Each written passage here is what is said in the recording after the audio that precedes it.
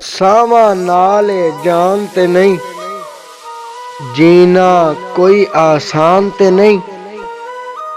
हर जावा मैं प्यार दे विच, हार दे विच नुकसान ते नहीं। दिल दा हाल कानू दसां, दिलबर कोई अनजान ते नहीं।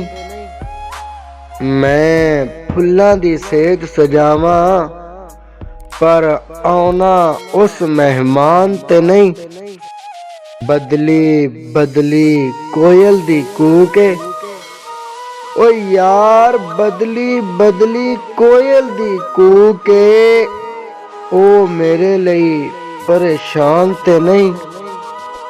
ओदा मुखड़ा ख्वाब विच तकिया, नवेकला कोई इम्तिहान ते नहीं।